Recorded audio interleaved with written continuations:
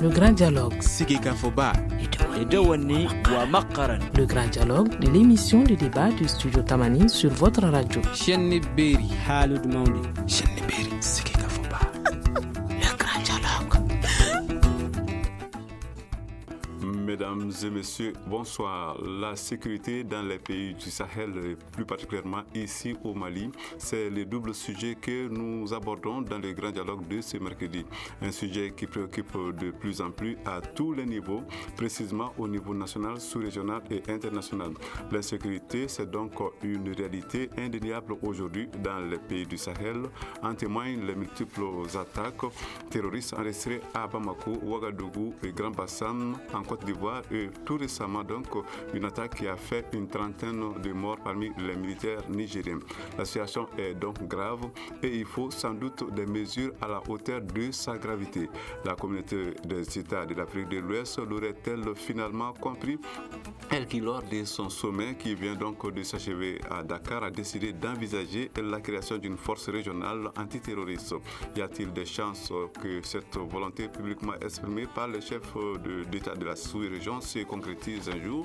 D'ailleurs, la CEDEAO n'est pas la seule institution à vouloir entreprendre quelque chose pour mieux sécuriser les pays du Sahel. Aux Nations Unies, on semble se faire de plus en plus de soucis pour le Mali, par exemple, où la situation ne cesse de se dégrader. En tout cas, c'est le numéro 1 même de l'ONU, Ban Ki-moon, qui est lui-même monté au créneau en plaidant pour un renforcement du mandat de la MINUSMA. Que faut-il comprendre par ce renforcement? La communauté internationale est-elle réellement déterminée à s'engager pour trouver une solution à l'équation malienne? Qu'attend-on des autorités maliennes par rapport à la lutte contre le terrorisme et la sécurité? Donc, les interrogations, ça ne manque donc pas et ce n'est pas forcément le cas pour les réponses. Avec nos invités, nous allons tout de même tenter d'en avoir au maximum. Nos invités qui sont au nombre de 3. Le premier, c'est donc M. Cheikh Amadou Diouara, qui est journaliste et reporter de guerre. Il est ici présent dans ce studio. M. Diouara, bonsoir. En ligne, nous aurons André Bourgeot, le professeur André Bourgeot, professeur émérite, qui est directeur de recherche au CNRS à Paris. Et en ligne également Baba Dakono, qui est donc chercheur et analyste dans ce studio. Pour la présentation, moi-même, Seydou Fomba. Le grand dialogue. Auditrices, auditeurs, bienvenue donc. La sécurité dans les pays du Sahel a dominé donc les travaux du sommet de la CEDEAO qui vient de s'achever à Dakar. Vous vous y attendiez certainement, mais comment appréciez-vous la manière dont les chefs d'État et de la communauté ont abordé le sujet? Je pose la question à Cheikh Amadou Diouara, qui est ici présent dans ce studio. Je rappelle qu'il est journaliste et reporter de guerre. Monsieur Diouara. Bon, moi je pense que aujourd'hui c'est à la suite de la dégradation notoire de la situation face à la menace terroriste que les États ouest-africains ont finalement compris que ce problème est régional et qu'il faut prendre des mesures d'anticipation pour pouvoir y faire face.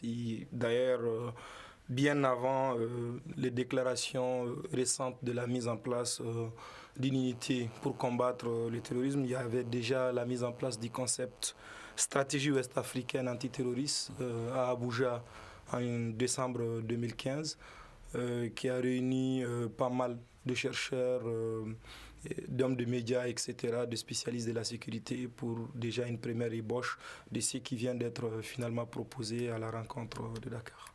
Alors, nous avons en ligne le professeur André Bourgeot. Monsieur Bourgeot, bonsoir. Oui, bonsoir. Oui, même de loin, vous avez dû quand même suivre un peu le résultat des travaux de la CEDEAO, ce sommet qui s'est donc déroulé à Dakar, où la sécurité a donc dominé les travaux. Alors, dites-nous, la CEDEAO qui parle donc finalement de qui dit ce qu'on attendait un peu d'elle, à savoir qu'elle envisage la création d'une force, une force régionale pour faire face au terrorisme. Alors, qu'est-ce que vous en pensez, M. Bourgeot? La première chose que j'en pense, c'est que la CEDEAO a fait le constat suivant, c'est que toutes les mesures sécuritaires qui ont été prises, soit par l'opération Serval transformée en Barkhane, soit par l'opération MINUSMA, a conduit à un échec. Parce qu'on constate, c'est simplement un constat, que depuis à peu près un an et demi, en tout cas en ce qui concerne les groupes armés narco-djihadistes, qui étaient à l'origine évolués dans le septentrion malien, petit à petit se sont répandus sur l'ensemble du territoire malien et ont même dépassé les frontières de ce territoire pour intervenir au Burkina, en Mauritanie ainsi qu'en Côte d'Ivoire. Donc c'est un peu ça le constat que dresse la CEDEAO.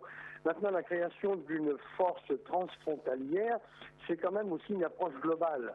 Et les approches globales, on a vu que ce n'était pas toujours couronné de succès. Donc la question que je me pose est la suivante, c'est est-ce que l'on peut traiter le problème de la gestion des frontières dans une approche transfrontalière comme si toutes les frontières étaient identiques? Je ne le crois pas. C'est la raison pour laquelle je pense que, par exemple, je vais prendre deux exemples, la frontière entre le Mali et le Niger n'est pas gérée de la même manière que la frontière entre le Mali et l'Algérie. Ce n'est pas les mêmes produits non plus qui sont acheminés d'une manière transfrontalière. Donc la question que je me pose, c'est est-ce qu'il ne faudrait pas réfléchir à des modalités de gestion particulières des frontières dans une approche transfrontalière basée sur les produits qui sont acheminés. C'est pas les mêmes produits qui sont acheminés entre le Mali et puis le Burkina Faso, entre le Mali et puis la Mauritanie, entre le Mali et le Niger, et entre le Mali et l'Algérie. Donc la question que je me pose plus directement, est-ce qu'il ne faudrait pas, c'est une question en tout cas qui mérite réflexion, créer des sortes de comités, de coopératives de gestion par les populations frontalières de justement des nouvelles modalités de gestion des frontières. Donc une nouvelle organisation politique qui passerait par des comités de gestion, par des coopératives de gestion des frontières, par les populations. Je crois que si on ne s'appuie pas sur de nouvelles formes de gestion des frontières avec la participation des populations, je crains fort que les décisions de type global débouchent sur quelque chose encore qui ne conduira pas à une efficience des mesures prises. Vous avez donc de sérieuses appréhensions? Oui, j'ai des appréhensions au vu des expériences précédentes. À ma connaissance, je peux me tromper, mais à ma connaissance, il n'y a eu des mesures exclusivement sécuritaires ne débouchent pas sur une sécurité. On le voit déjà depuis un an et demi. Donc il faut s'interroger sur les raisons pour lesquelles l'exclusivité des mesures sécuritaires deviennent inefficaces, ou en tout cas pas tellement efficaces. Donc il faut changer la conception et changer, encore une fois, les modalités de gestion des frontières, parce que ce n'est pas les mêmes frontières. On ne peut pas s'appuyer sur une conception étatique de la frontière. Bien sûr, elles existent, il ne s'agit pas de les nier. En revanche, il faut créer les conditions de l'adaptation de la gestion de ces frontières. Et c'est une des raisons pour lesquelles je pose la question suivante, est-ce qu'il ne serait pas pertinent, sous quelle forme, je n'en sais rien, mais en tout cas réfléchir à la création de coopératives de gestion des frontières en fonction de leurs particularités, y compris à travers les particularités des produits qui sont acheminés. Parce que si on se focalise exclusivement sur les armées narco-djihadistes, c'est pas du tout non plus, c'est pas les mêmes personnes, c'est pas du tout les mêmes manières, les mêmes outils qui sont utilisés que par exemple ceux qui acheminent la cocaïne ou la fraude alimentaire ou bien les drogues illicites telles que la cocaïne et que le cannabis. Donc je pense qu'il faut prendre en considération ces particularités-là. Particularité des produits, particularité des populations qui acheminent ces produits-là et particularité des populations frontalières. Alors, nous avons Baba Dakono en ligne, il est chercheur et analyste. Monsieur Dakono, je vous pose la question suivante. Est-ce que, selon vous, les choses commencent à aller dans le bon sens au niveau sous-régional avec les conclusions de ce sommet de la CEDEAO qui s'est beaucoup intéressé aux questions sécuritaires et qui fait même des propositions concrètes?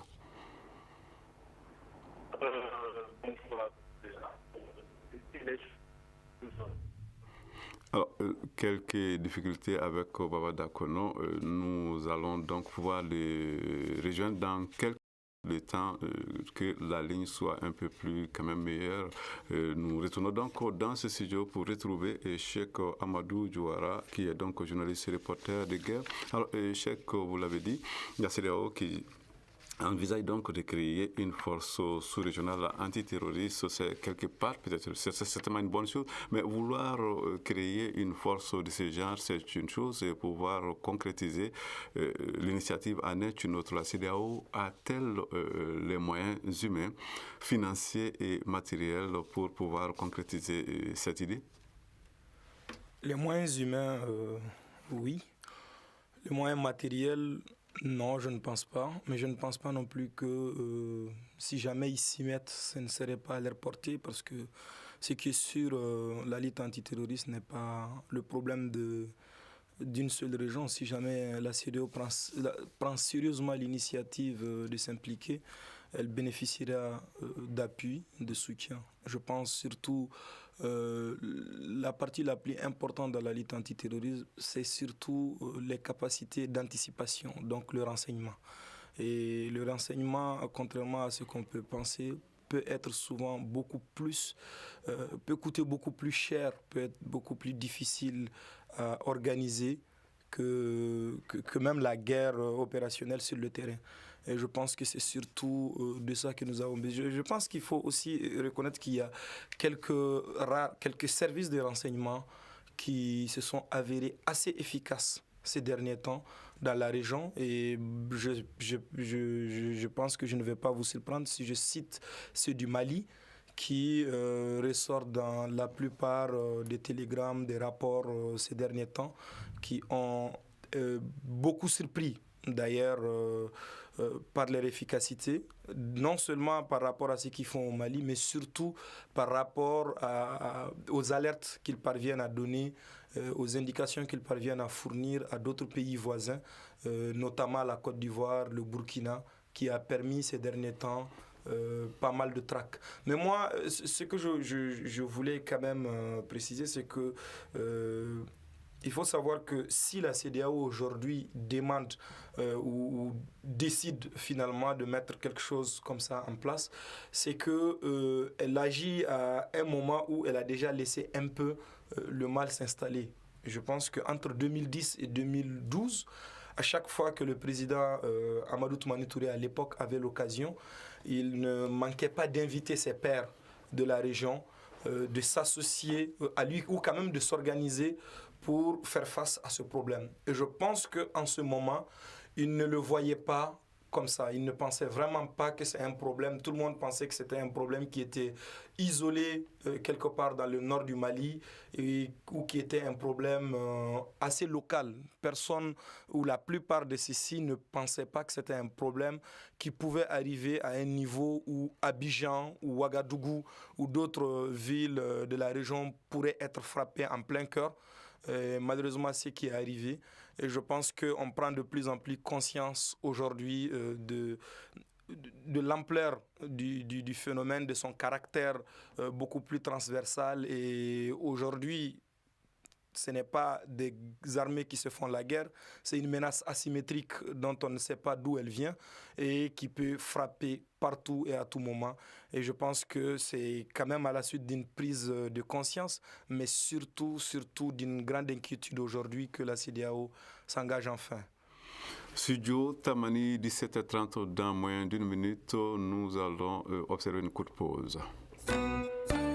Vous écoutez Studio Tamani, votre avis nous intéresse. Écrivez vos commentaires et suggestions sur la page Facebook et dialoguez avec nous. Studio Tamani, c'est aussi les réseaux sociaux. La situation dans le Sahel et au Mali, c'est donc le double sujet qui est au menu du grand dialogue de ce mercredi. Nous en parlons avec trois invités, dont Cheikh Amadou Diouara, qui est journaliste et reporter de guerre. Il est ici présent dans ce studio en ligne. Nous avons le professeur André Bourgeot, qui est directeur de recherche au CNRS à Paris, et Baba Dakono, qui est chercheur analyste. À présent, nous allons donc joindre Baba Dakono. Dites-nous, monsieur Dakono, la question que je vous posais est la suivante. Avec cette annonce relative aux conclusions de ce sommet de Dakar, est-ce qu'on peut penser que les choses sont en train d'aller dans le bon sens en matière de lutte contre la corruption au niveau sous-régional? Pas la corruption, je veux dire le terrorisme. Ok, Ok, merci beaucoup pour cette opportunité. J'espère que la qualité du réseau n'est pas... Elle est pratiquement parfaite, vous pouvez y aller. Merci beaucoup. Voilà, donc ce que je disais, c'est que ce n'est pas nouveau depuis 2013 déjà avec la stratégie Sahel qui était en cours d'élaboration au niveau de la CEDEAO et qui était même suivie d'ailleurs, à la différence de beaucoup d'autres stratégies Sahel, d'un plan d'action, que la CEDEAO remette à jour cette question de force d'intervention rapide. Et le souci, c'est depuis que cette idée de force d'intervention rapide est née, c'est qu'on est chaque fois buté à un blocage, c'est celui du financement.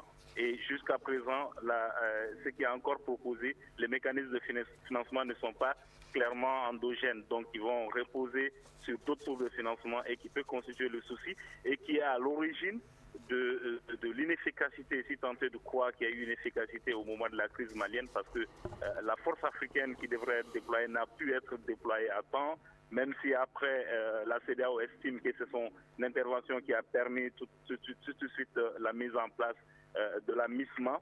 Donc en fait, de la crise malienne, on a compris toute la rivalité qui existe aujourd'hui entre l'Union africaine et la CEDEAO sur cette question justement de sécurité, de mise en place, de force d'intervention qui va aller au-delà des États. Et c'est justement soit une organisation régionale ou l'organisation africaine qui peut mettre en mouvement une telle sorte, un mouvement de cette envergure. Mais comme quelqu'un le disait tout à l'heure, la lutte contre le terrorisme, ce n'est pas seulement des questions de sécurité. Aujourd'hui, on a parlé de frontières et il est important d'avoir cette perception des frontières comme d'abord des zones de vie. C'est la perception des communautés. La perception, on met des balises, on met des postes de contrôle, on met des frontières franches, n'existe que du point de vue sécuritaire. Et il est aujourd'hui important, surtout quand on se place sous l'angle de la lutte contre le terrorisme, de comprendre ces questions de frontières comme d'abord pour les communautés des espaces de vie. Donc d'intégrer dans toutes les stratégies qui comprennent une sorte de contrôle des frontières ou de surveillance des frontières dans le cadre de la lutte contre le terrorisme comme des zones d'abord de vie. Donc le concept sécurité, développement est encore davantage plus vrai quand on parle de la gestion de la sécurité aux frontières, si tant est de croire que la gestion de la sécurité aux frontières est un pas important dans ce dispositif de la CEDEAO. Parce que d'un point de vue sécuritaire, le plus gros blocage, c'est le droit de poursuite. Parce que quel que soit l'engagement des États aujourd'hui à lutter contre le terrorisme, à faire le partage de renseignements, à faire la collaboration, quand il y a cette question où on poursuit des individus, on arrive, on est buté au fait qu'on ne peut pas continuer la poursuite parce qu'on risque d'empiéter sur le territoire et il y a cette susceptibilité de souveraineté des États qui revient chaque fois à la question et qui empêche tout ça. Mais cela ne n'empêche pas d'aller sur d'avancer dans d'autres domaines comme le domaine de la lutte contre la corruption. Et on sait qu'aujourd'hui, le problème terroriste, surtout au Mali, est très complexe et d'essayer de jouer sur les facteurs du terrorisme. On sait que la mauvaise gouvernance est l'un des facteurs qui aujourd'hui soutient le terrorisme. L'injustice sociale est l'un des facteurs aujourd'hui qui amplifie le terrorisme et qui favorise le terrorisme. Donc s'attaquer à ces facteurs dont les réponses ne sont pas forcément aujourd'hui sécuritaires. Et les réponses justement peuvent venir au niveau de l'organisation régionale qui est la CEDEAO, qui fondamentalement est une organisation économique, donc qui peut proposer des solutions qui peuvent facilement favoriser une meilleure gouvernance des ressources, un meilleur accès des citoyens à la justice et qui peut freiner l'expansion de ces groupes terroristes et en même temps essayer de pousser la mise en place de cette force d'intervention rapide qui, on en parle depuis déjà 3 ans, mais qui est butée à beaucoup de problèmes aujourd'hui. Alors, nous allons donc à Paris pour retrouver le professeur André Bourgeot. Monsieur Bourgeot, alors, vous avez fait part de vos appréhensions, mais dites-nous, la CEDEAO qui veut donc créer cette force, vous pensez que c'est réaliste? Vous pensez qu'elle se montre certainement assez ambitieuse dans ce combat contre le terrorisme? Vous pensez que la CEDEAO a les moyens de ses ambitions? Je ne connais pas suffisamment les capacités de la CEDEAO pour savoir si elle a les moyens ou non. Mais ce que je me permets de faire observer, c'est la chose suivante, c'est que quel est l'organisme international qui n'a pas une direction ou quelque chose qui va dans le sens de la lutte contre le terrorisme? Si je prends l'exemple du G5 Sahel, le G5 Sahel aussi lutte contre le terrorisme, l'Union africaine aussi, le Barkhane aussi, la MINUSMA aussi, donc l'ONU, et maintenant c'est la CEDEAO. Alors ça fait quand même beaucoup d'organismes qui luttent contre le terrorisme. Quelles sont les coordinations entre ces différents organismes internationaux? C'est une question que je me pose, parce qu'elle me paraît pertinente. Et puis par ailleurs, je crois que le problème de fond est le suivant, c'est que avoir une approche globale du terrorisme n'est pas une mauvaise chose en soi, mais si on n'articule pas, si on ne crée pas les conditions organiques, je dis bien organiques, entre le global et le local, on pourra toujours créer de nouveaux organes antiterroristes, ça ne deviendra pas sur chose d'important. Donc, s'il n'y a pas une réflexion, je dis bien politique, entre comment articuler le global avec le local, c'est-à-dire aussi poser le problème en amont. Parce que le problème des transfrontaliers ne se pose pas exclusivement au niveau de la gestion des frontières. Ça se pose en amont. Et se poser en amont, ça veut dire qu'il faut avoir de nouveaux types d'approches, de nouveaux types de collaboration avec les populations en amont, ça veut dire au niveau du local. Et s'il n'y a pas de réflexion approfondie sur les relations entre le global et le local, je crains que ça débouchera encore sur des choses qui ne vont pas aller dans le sens de l'éradication du terrorisme, d'une part. D'autre part, j'insiste sur ce que je disais au préalable, on ne peut pas appréhender la gestion des frontières de la même manière en fonction des produits qui sont transfrontaliers. Alors, c'est vrai que le terrorisme djihadiste, il a un aspect particulier, mais très très souvent, ce sont des groupes armés narco-djihadistes. Donc, s'il n'y a pas une lutte au préalable et en amont contre le trafic de drogue, qui est assuré pratiquement par tous les groupes armés dans le septentrion, mais également aussi par les salafistes djihadistes. Donc, c'est toute une réflexion qui, en définitive, relève d'une approche aussi géopolitique qui doit créer des conditions organiques, j'insiste sur cet aspect-là, donc structurel entre le global et le local. C'est un vaste problème, mais si on ne l'appréhende pas en ce sens, je pense que ce sera encore de l'argent investi et qui débouchera sur pas grand-chose. Retour dans ce studio pour donc retrouver Cheikh Amadou Diouara. Dites-nous, monsieur Diouara, vous l'avez certainement appris il n'y a pas longtemps, il y a juste quelques jours, le Burkina Faso qui proposait une autre variante, à savoir déployer ses troupes au niveau de la frontière entre les deux pays pour pouvoir lutter contre le terrorisme. Qu'est-ce que vous pensez d'une telle proposition? Bon, là je pense que c'est une action spontanée en réponse à une situation donnée. Parce que, vous savez, depuis quelque temps, le Burkina s'efforce à la frontière avec le Mali, issu quand même des attaques sporadiques qui viennent certainement de l'autre côté de la frontière du Mali. Mais je pense que pour le cas spécifique du Burkina, le mal ne vient pas seulement de dehors, mais surtout dedans. Parce que depuis 2012, le Burkina, quand même avec les autorités qui étaient là à l'époque, dans leur stratégie de collaboration avec les groupes armés maliens, à savoir le MNLA, mais aussi Ansardine, a laissé quand même s'infiltrer sur son territoire pas mal d'hommes en armes, qu'ils soient rebelles ou qu'ils soient djihadistes. Et j'avoue que les relations entre le régime de l'époque et les groupes armés du Nord étaient de sorte à vraiment les permettre de pouvoir faire du Burkina comme une espèce de zone de repli. Donc, ce qui a fait que le terrorisme a pu avoir un pied sur le territoire burkinabé et pouvoir aussi avoir un point focal, avoir un pied à terre sur le sol burkinabé et de pouvoir faire des actions. Donc il ne s'agit pas de déployer des troupes à la frontière, mais il s'agit surtout de travailler à l'intérieur du Burkina pour déjà combattre cette cellule qui existe déjà sur le sol burkinabé. Nous avons quelques difficultés à joindre l'analyste, le chercheur Baba Dakono. Nous allons donc à Paris retrouver une fois de plus le professeur André Bourgeot. Alors, Monsieur Bourgeot, vous savez qu'aux Nations Unies, on parle beaucoup de la situation sécuritaire dans le Sahel, et particulièrement au Mali. Ban Ki-moon a assez évoqué la situation dans un rapport. Le secrétaire général de l'ONU exhorte le Conseil de sécurité à déployer 2500 hommes supplémentaires au Mali. Ne peut-on pas s'inspirer donc, par exemple, de l'exemple de la MONUSCO en RDC? On sait que la SADC avait été quand même mise à contribution. Est-ce qu'on ne peut pas tenter la même chose avec la CEDEAO? Non, on peut toujours tenter. Je crois que est-ce que le problème se pose dans ces termes. J'observe la chose suivante, c'est que la CEDEAO, je n'ai pas de compétences particulières, mais je pense que la CEDEAO relève du droit international, donc du multilatéralisme.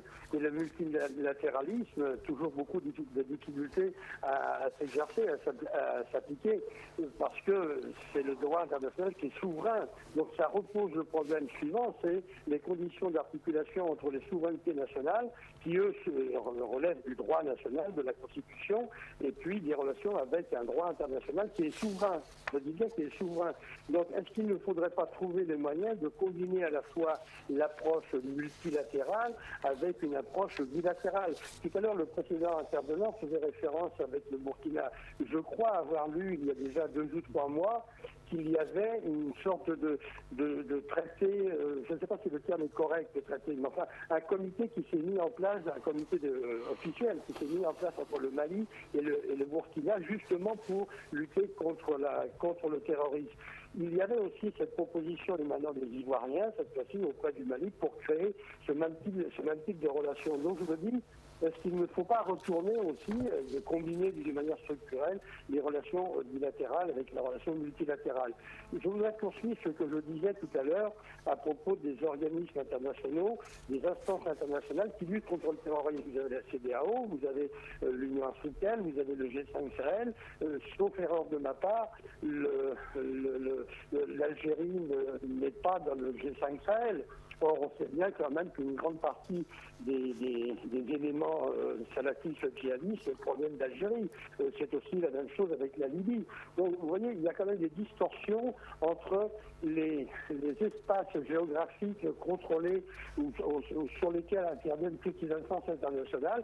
Et j'observe que l'Algérie n'est pas là, la Libye n'est pas là, le Maroc non plus, parce qu'ils n'appartiennent pas aux mêmes instances, aux mêmes organisations internationales. Donc, ça pose quand même problème.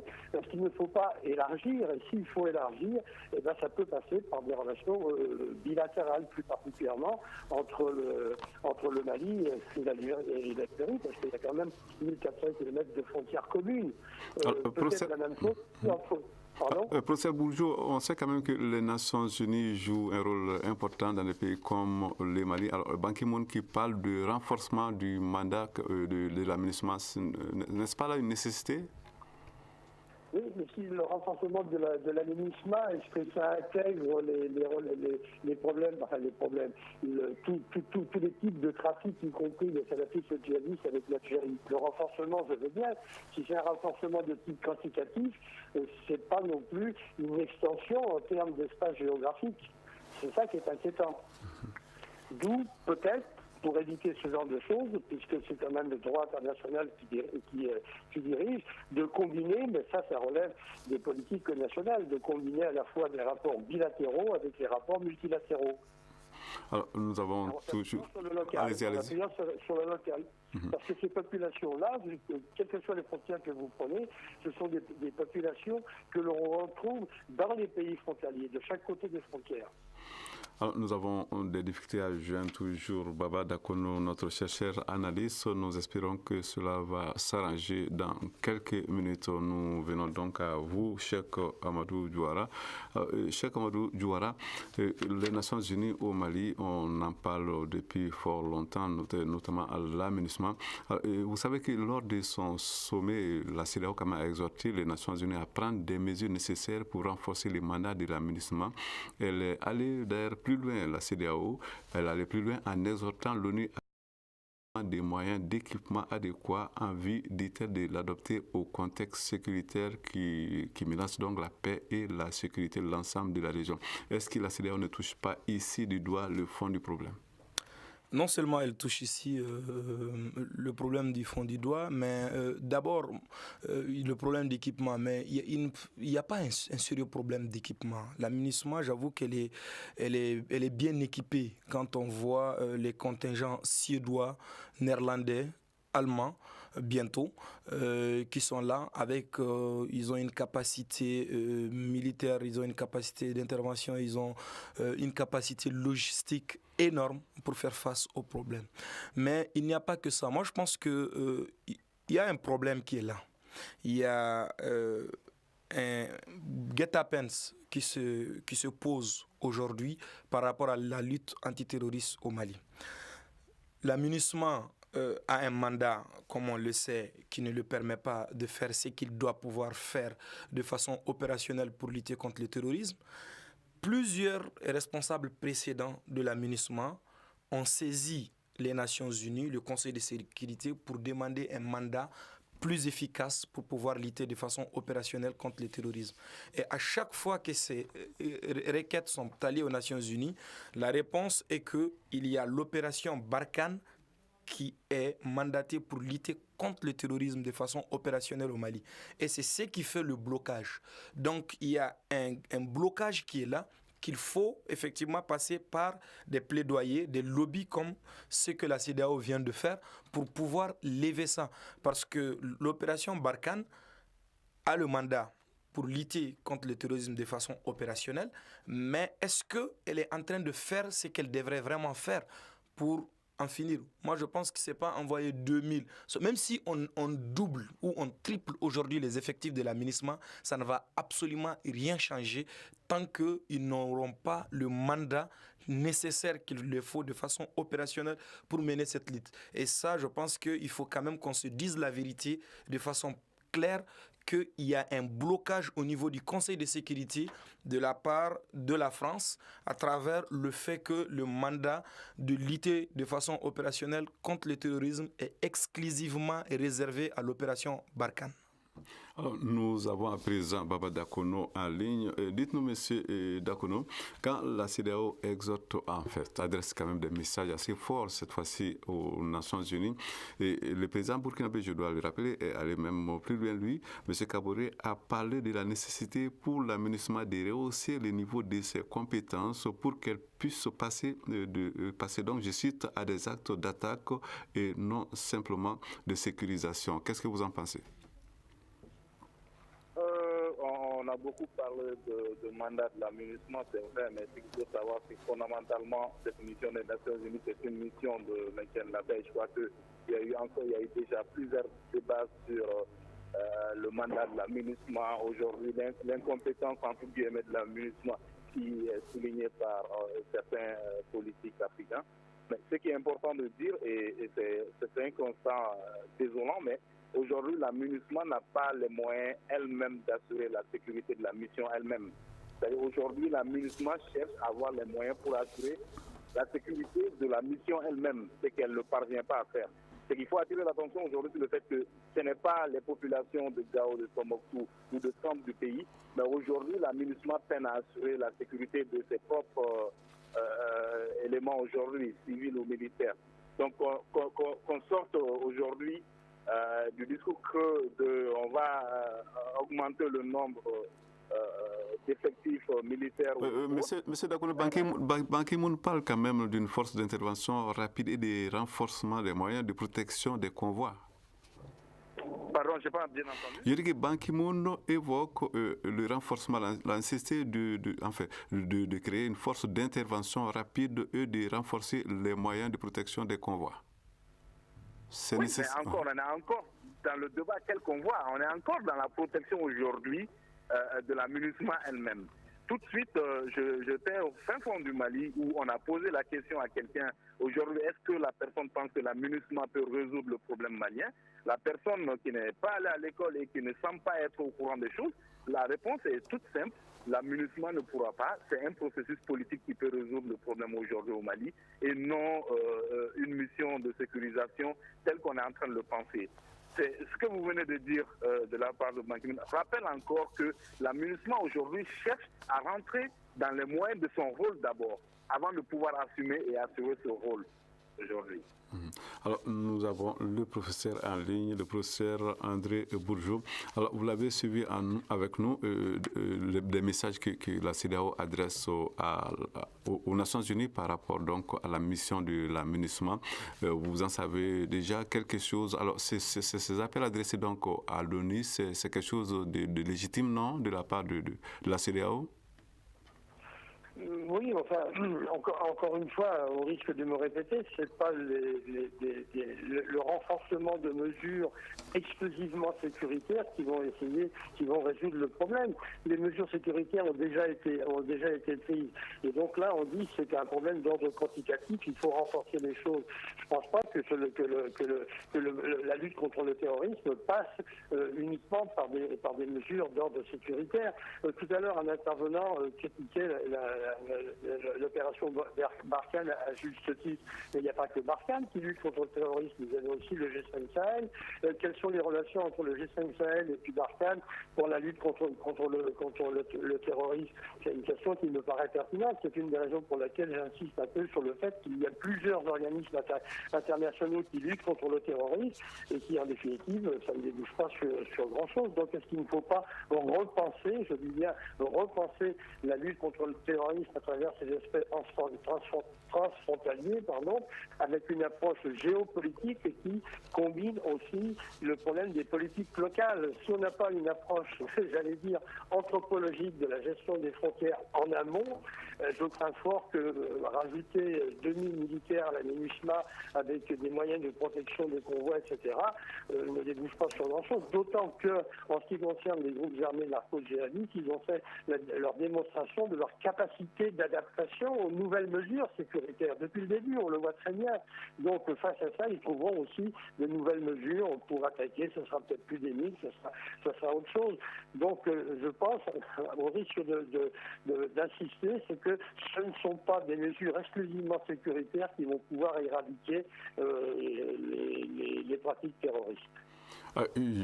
Douara Cheikh Amadou, je rappelle que vous êtes journaliste et reporter de guerre. Alors, le Conseil de sécurité de l'ONU examinera le 29 juin prochain les recommandations de Ban Ki-moon pour la mission des Nations Unies au Mali. C'est avant de procéder d'ailleurs au renouvellement à cette même date du mandat de la MINUSMA pour une période d'un an. Doit-on s'attendre à quelque chose de nouveau lors de ce renouvellement? Moi, je ne m'attends pas à une décision qui viendrait bouleverser des situations. Je ne m'y attends pas. Je pense que d'abord, il ne faut pas qu'on oublie que les opérations Serval et Barkhane, qui sont françaises, portent la mention des Nations Unies.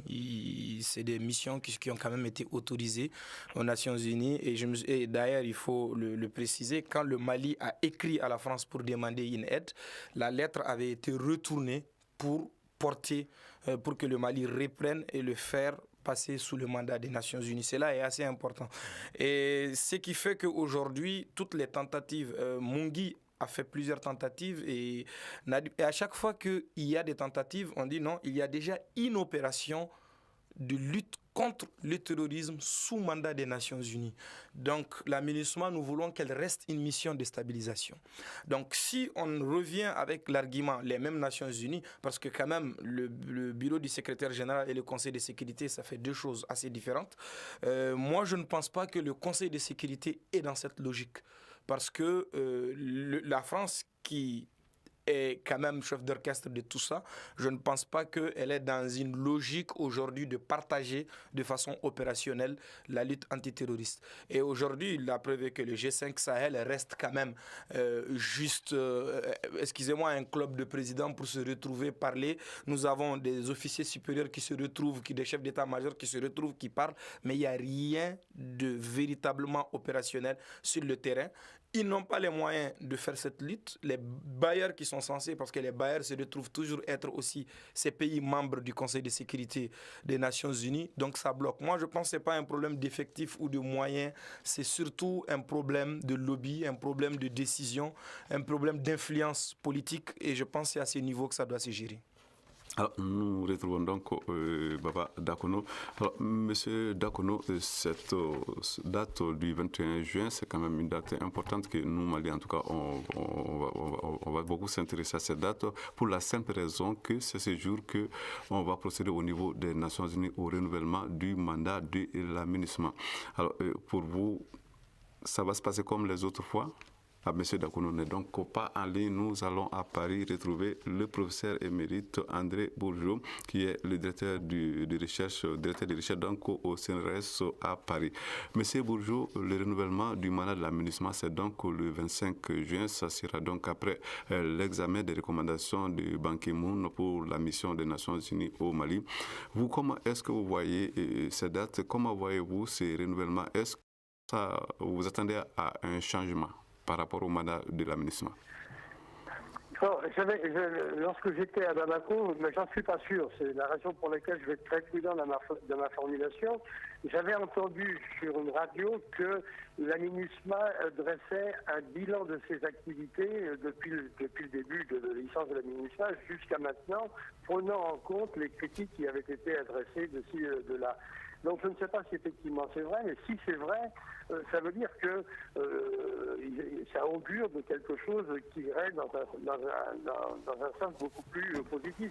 Reste à savoir quel est le contenu de ce bilan. Est-ce que c'est un bilan critique, légitimé, objectif, qui reconnaîtrait les erreurs passées et que face à ces erreurs-là, de nouvelles propositions seraient faites et des propositions autres que des propositions de nature quantitative. Si c'est ça, ça veut dire qu'il y aurait une amélioration et qu'il y aurait une cellule au sein de l'AMINUSMA qui réfléchirait d'une manière beaucoup plus politique que sécuritaire. Donc c'est un petit peu difficile de vous répondre. Oui, mais on dit que ce serait un mandat quand même beaucoup plus robuste. Comment est-ce que vous comprenez cela? Oui, mais robuste, est-ce que ça veut dire des gros bras avec des gros muscles? Si c'est des gros bras et des gros muscles, c'est des mesures exclusivement sécuritaires. Et on a bien vu, encore une fois, on risque de le répéter, c'est que les mesures sécuritaires sont largement insuffisantes. C'est la raison pour laquelle je dis s'il dresse un bilan objectif avec des critiques, après tout, reconnaître des erreurs, c'est aussi glorieux que de reconnaître des erreurs. Et est-ce que ça permettrait d'élaborer une nouvelle feuille de route? C'est ça ma question. Et moi, je n'ai pas d'élément de réponse parce que je ne connais pas le contenu de ce rapport qui fait le bilan, si toutefois il existe.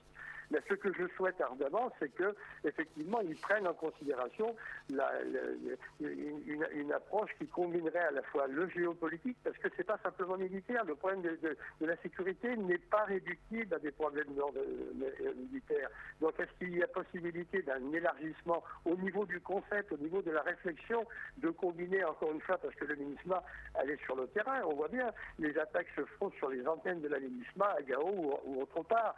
Donc, que fait la MINUSMA dans ses rapports avec les populations? Est-ce qu'il y a une volonté politique de la part de l'ONU de dire mais il faut changer de comportement, changer de psychologie, j'allais dire, donc prendre en considération toutes les transformations actuellement en œuvre et là encore une fois prendre en considération l'immense capacité d'adaptation des groupes armés narco-djihadistes qui ont des stratégies d'adaptation redoutables. Alors, nous avons juste une minute que nous allons donc donner à vous, Baba Dakono, puisqu'on vient de pouvoir vous joindre. Dites-nous, Monsieur Dakono, ces renouvellements, comment s'annonce-t-il pour vous les renouvellements du mandat de l'AMINUSMA? Alors, je crois qu'avec Dakono, ce n'est toujours pas très clair. Avec vous donc, Cheikh Amadou Diouara, le mot de la fin.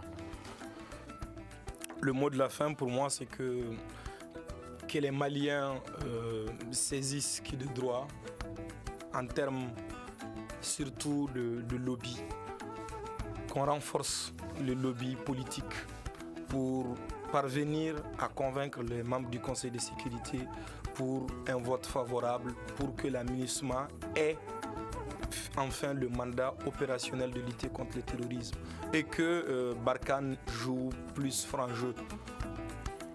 Vous êtes tout de même optimiste alors?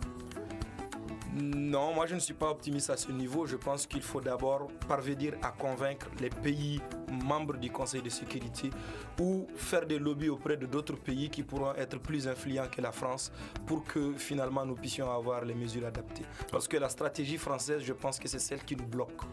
C'est sur ces propos que s'achève donc le grand dialogue de ce mercredi. Je rappelle que le sujet du jour était la situation sécuritaire dans le Sahel et au Mali. On prépare donc à l'émission le professeur émérite André Bourgeot, qui est directeur de recherche au CNRS à Paris.